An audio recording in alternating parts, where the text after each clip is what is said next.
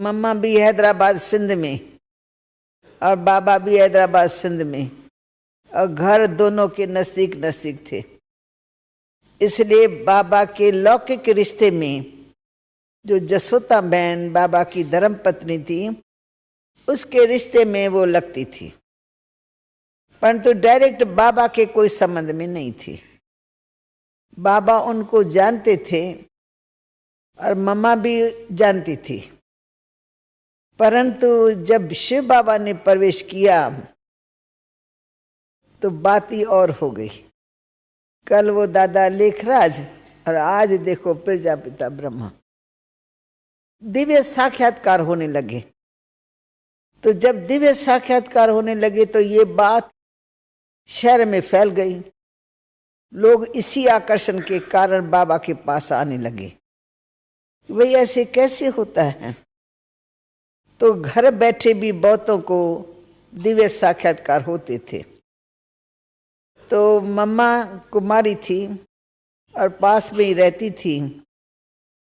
तो मम्मा को जैसे ही पता लगा माँ के द्वारा, तो मम्मा ने आना शुरू किया। और जैसे मम्मा ने बाबा को देखा, बाबा ने मम्मा को देखा, वैसे बाबा ने एकदम, जैसे किसी का साक्षात्कार हो जाए ना, तो बाबा को एकदम स्मृति आ गई कि ये मेरी कल पहले वाली बच्ची है और यही सब कुछ संभालेंगी। और मम्मा को लगा ये मुझे मेरा सच्चा पिता, सच्चा गीता ज्ञान दाता मिल गया। तो मम्मा बाबा में, बाबा मम्मा में, दोनों ही समा गए जैसे प्यार में। फिर तो मम्मा रोज आने लगी। बाबा रोज एक गीत बनाता था, मम्मा को देता था, मम्मा तुम तर्ज निकालो, क्योंकि मम्मा गीत गाने में बहुत होशियार थी। स्कूलों में बड़े बड़े इनाम मिलते थे मम्मा को। तो बाबा ने भी मम्मा को सेवा में लगाने के लिए नित्य नया गीत बना करके मम्मा को देता था और मम्मा तर्ज निकाल करके सभा के बीच में गाते थे। तो मम्मा के गाने का जो रूप रंग था, वो गाना नहीं गा रही हैं, परंतु मम्मा के नैन चैन सब गीत गा रहे हैं। मम्मा के चेहरे से लगता था गीत मम्मा सुनाती रहे और हम मम्मा को देखते रहे, देखते रहे, देखते रहे। बाबा ने ओम की धुनी सिखलाई, तो उसमें भी मम्मा ने बाजे के ऊपर ओम का तर्ज निकाला। और जब सभा शुरू होती थी तो मम्मा गीत गाती थी या ओम की धुनी भी लगाती थी। तो इस आधार से हमारे सत्संग की शुरुआत हुई। और हम बच्चियां भी छोटी सी एज में थे, पड़ोस में मैं भी रहती थी, तो हम भी बाबा के घर में नज़दीक में आते रहे। तो मम्मा के गीतों के आधार पर हम कुमारियां भी मम्मा के साथी बन गई। हमको मालूम है मम्मा गीत गाएंगी और हमारे जैसी बहनों का मम्मा को साथ मिलेगा। ऐसे करते करते हम आगे बढ़ते गए, बढ़ते गए। तब तो हम मम्मा नहीं बोलते थे, परंतु कुदरती मम्मा के चेहरे में एक गंभीरता और मुस्कान, दोनों ही एकदम इकट्ठे दिखाई पड़ते थे। हर्षित मुख भी है और गंभीर भी है। जब मम्मा सड़क से गुजरती थी तो हम स्कूल की लड़कियां खड़े होकर मम्मा को देखते थे। ना मालूम क्या कशिश होती थी। मम्मा की पहचान कुछ भी नहीं है, वो स्कूल की लड़कियां स्कूल के ड्रेस में, परंतु दिल करता था नहीं इनको देखे। दोनों बहनें समान समान लगती थी, बाल लंबे लंबे, सूरत में दिव्यता भी, गंभीरता भी, और चेहरा मीठा मुस्कान वाला। ये तो मालूम नहीं था ना कल ही हमारी मम्मा बनेगी। खैर आते आते सभा में मम्मा आगे बढ़ती गई, बढ़ती गई, बढ़ती गई। फिर जब हम कुमारियां आती थी तो मम्मा के हाथ में कुमारियों की दिनचर्या और माताओं की दिनचर्या बहुत रहती थी। रहते हम घर में थे, पर रोज आना, रोज मम्मा हम लोगों को कोई ना कोई ऐसी मीठी शिक्षा देती थी जो हमारे घर में भी यूज में आती थी। क्योंकि हम बंदेलियां हो गई, जल्दी ये आवाज फैल गया कि जो ओम मंडली में जाता है वो फिर वापस नहीं आता है। ऐसा फैल गया जो लोगों ने हमको आने के लिए रोकथाम की। हमारे माँ बाप को कहा इन्हों को मत जाने दो। तो मम्मा सिखा देती थी कि तुम लोग आ सकते हो, कोई मना नहीं कर सकता है, परंतु तुम्हें प्रेम और ज्ञान से व्यवहार करो। जिद नहीं दिखाना है, हठ नहीं करना है, तो माँ बाप और भी तुम्हारे लिए समझे कि ज्ञान में जाके क्या सीखी है। उनको लगे कि वो जहाँ जा रही है वहाँ बहुत अच्छी अच्छी शिक्षा इनको मिलती है। उनकी सेवा करो, उनसे मीठा बोलो, वो कुछ गाली दे तो सहन करो, सामना नहीं करो। इस तरह से मम्मा हमको मीठी मीठी शिक्षाएं देती थी। तो हम बांदेलियों के दिल को भी मम्मा ने जीत लिया। ऐसी शिक्षा देती थी जो उस शिक्षा को हम यूज करते थे घरों में तो हम सक्सेसफुल हो जाते थे। तो मम्मा के लिए कि जिगरी प्यार होने लगा। बाबा तो आता था 2-4 दिन के बाद एक बार आकर के शाम के समय भाषण करता था।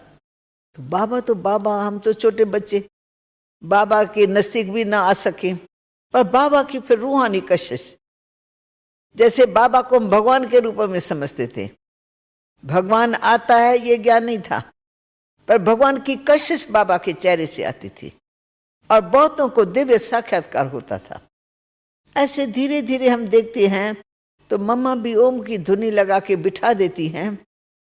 तो बाद सामने माताएं होती थी, माताओं में से कई माताएं उठ करके मम्मा को बहुत प्यार करने लगती थी और मम्मा को कहती है, मम्मा बस आज हमने आपको पहचाना, आप कौन हो, हमने आपका स्वरूप देखा, आप साक्षात लक्ष्मी हो, आप साक्षात ये कृष्ण की राधे है ना, वो तुम हो। तो ऐसे ऐसे माताएं एकदम मम्मा के ऊपर निछावर हो गई। फिर थोड़ा मम्मा भी आगे बढ़ती गई, जो बढ़ती गई, तो हमने देखा बाबा ने जो भी ज्ञान उस समय दिया, उस ज्ञान देने का मम्मा में एक ऐसा वो आ गया, हुनर आ गया कि बाबा वाणी चलाता था, मम्मा कैच कर लेती थी। अब बाबा एक वाणी लिख करके भेजता था कश्मीर से, तो मम्मा पढ़ करके उसके ऊपर क्लास करा लेती थी और कोई भय नहीं कर सकती थी।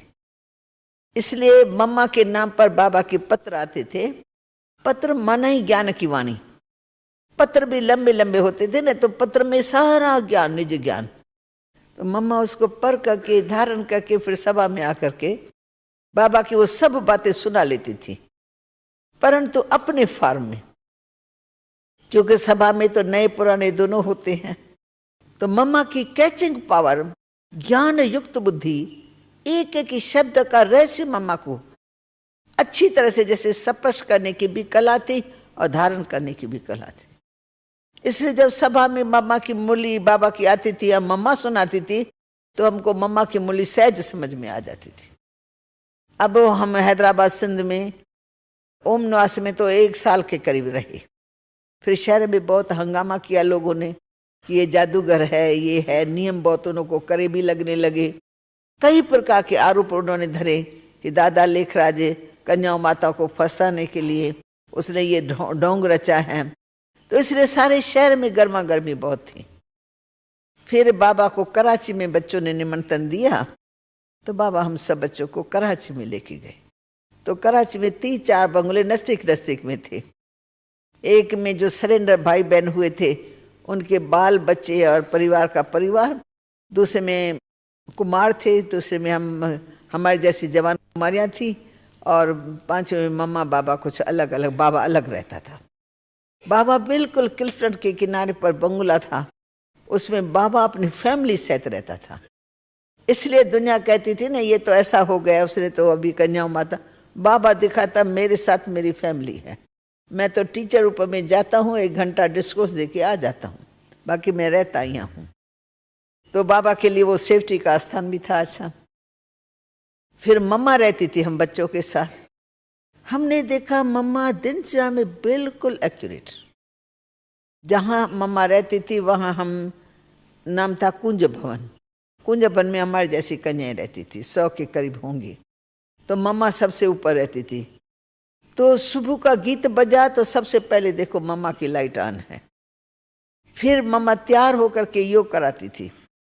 फिर तैयार होकर के मुरली सुनाने के लिए मम्मा का रोज समझो नित्य नेम से मम्मा क्लास में आकर के बाबा के महावाक्य सुनाती थी, जो बाबा की लिखत आती थी वो। फिर दिनचर्या में सब जो काम हमारा है ना, हर कार्य में मम्मा पहले आगे है। हमारे को मम्मा कहती कम थी पर करती जास्ती थी। सबसे पहले देखो मम्मा बैठी है, भोजन खाने का टाइम होगा, बेल बजेगा, हमारे जैसे बच्चे अलग बेले अच्छा पीछे खाती है। अभी 12:30 बजे ना, चलो 1 बजे खाएंगे, चलो 2 बजे खाएंगे। तो हम लोग आलस सुस्ते में कभी देरी से खाते, कभी जल्दी। मम्मा 12:30 बजे बेल बजा और सबसे पहले लाइन में बैठ जाए अकेली। फिर मम्मा को देख करके सब एक दो के पीछे पीछे भाग करके वो जो हाल होता था वो हमारा भर जाता था। ऐसे क्लास शुरू होगा सबसे पहले मम्मा, योग शुरू होगा सबसे पहले मम्मा। हर दिनचर्या में मम्मा एक्यूरेट थी और हर कार्य में अपना हाथ डालती थी। सिलाई करना है तो भी मम्मा आएंगी, देखेंगी सब सिलाई करने बैठी हैं, नहीं तो मम्मा भी बैठ करके हमको उनका बैठना ही हमको सिखलाना है। तो हम मम्मा को उठा लेते, मम्मा ये तो हमारा काम है, ये आपका काम नहीं है। बस हम आ गए मम्मा, हमारे को थोड़ी देरी हो गई, हम पहुंच गए। अभी आप तो अपनी सेवाओं में बिजी रहते ही है, आपके लिए ये सेवा नहीं है। तो मतलब यज्ञ के हर सेवा में सब्जी काटना तो पहले मम्मा, हर हफ्ते भोजन बनता था तो हमारा टर्न बना हुआ था। 7 दिन में ये बहनें ये ग्रुप करेंगे, एक दिन दूसरा दिन तीसरा, सबका टर्न था। पर हर टर्न में मम्मा हाजिर रहेंगी। रोटी बेलने पर कोई पहुंचा ना पहुंचा तो मम्मा को कहने की दरकार नहीं, मम्मा का खड़ा होना माना ही सबको संदेश मिल गया कि हम लेट हो जाएंगे क्योंकि मम्मा अभी पहुंच गई होंगी भंडारे में। तो दिनचर्या को चलाने में प्रैक्टिकल मम्मा का वो था, सहयोग था। बाबा के मत के खिलाफ एक भी शब्द नहीं यूज करेंगे और सदा मम्मा अपने आप को बच्ची समझ करके बाबा के मुरली पर ध्यान देना। 3-3 बार मुरली पढ़ती थी। हर वक्त जाएं देखे मम्मा के हाथ में मुरली है। हम कहते थे हम तो एक बार मुरली पढ़ करके पूरा कर देते हैं। पता नहीं मम्मा मुरली से क्या निकालती है, क्या मक्खन भर के निकालती है, कैसे मम्मा मथन करती है। तो मम्मा ने अपना टाइम कभी भी हम बच्चों के माफिक हल्की सल्की बातों में हंसना या बातें करना, आपस में संगठन होता है, बातें तो थोड़ी बहुत चलती है, लेकिन मम्मा का पाठ सदा न्यारा रहा। बाबा की मुरली से प्यार, बाबा की श्रीमत पर चलना, दिनचर्या एक्यूरेट रखना और बच्चों को अपने कर्म से सिखाते रहना। तो हमने देखा कि मम्मा की धारणा आदि से अंत तक ऐसी रही जो अपने गुणों से मम्मा प्रख्यात हो गई। मम्मा मम्मा ही बन गई। मम्मा बन गई माना यानी जो माँ के गुण होते हैं ना, प्यार देना, पालना करना, दिल लेना, हल्का करना, मम्मा अपने आप अपने बंगले में मम्मा हमारे से बड़ी थी सबसे, तो मम्मा हमारी पालना करती थी। इसलिए सारी दिनचर्या इतनी अच्छी चलती थी। बाबा मम्मा से पूछेगा, मम्मा सभी बच्चे राजी खुशी हैं? मम्मा कहेगा जी बाबा। हाँ जी तो मम्मा के मुख पर सदा ही रहा। बाबा ने कोई काम दिया मम्मा हाँ जी करेंगी और हम बच्चे थोड़े घबरा जाएंगे कि इतना बड़ा काम कैसे होगा। तो एक बार बाबा ने मम्मा को कहा कि ये हमारा झार और त्रिमूर्ति का है ना चित्र, जो आप लोगों ने बहुत जगह सब जगह देखा है, त्रिमूर्ति गोला और झार का। तो बाबा ने कहा वो हाथ से भर करके भर करके और मुझे अच्छी तरह से मम्मा 15-20 दिन के अंदर बनवा करके दो। बाबा किसी को प्रेजेंट करेंगे, किसी राजा को। नॉलेज भी है और चीज़ भी अच्छी है। मम्मा 15-20 दिन के अंदर आप हमको ये चादर तैयार करके दे दो। मम्मा कहे जी बाबा। जी बाबा करके मम्मा ने हमारे ग्रुप को बुलाया कि बाबा ने ये काम दिया है, 15 दिन के अंदर करना है, रात दिन जागना भी पड़े तो भी जाग करके करेंगे। तो हम मम्मा को हंस करके कहने लगे, मम्मा रात्रि को करेंगे तो नींद आएंगी, तो सुई इधर की उधर चली जाएंगी। तो मम्मा आप बाबा से 1 मास की तो लो ना, 1 मास बाबा को से मांगो और आप काम करो, हम करेंगे अच्छी तरह से। मम्मा कहती है बाबा ने कहा है, सोचो तो सही, किसने कहा है? हम कहते बाबा ने कहा, मम्मा समझते भगवान ने कहा। मम्मा के मुख पर क्या, मन में भी ऐसे कि भगवान का डायरेक्शन है। बाबा को साधारण समझ के नहीं चलती थी, और हम बच्चे भगवान को भी अपना बाप समझ के चलते। तो हम कहेंगे बाबा काम करते न, रात्रि को आंखों में बहुत दर्द पड़ता है। कहते बच्ची फिर धीरे धीरे करो। हम कहते, मम्मा कहते नहीं, बाबा ने जो दिन दिया है वही हमको करनी है। और बाबा तो प्यार से कहते नहीं बच्चे भले धीरे धीरे करो। तो जब हम मम्मा को कहते थे, मम्मा कहती देखो सही किसने ऑर्डर किया।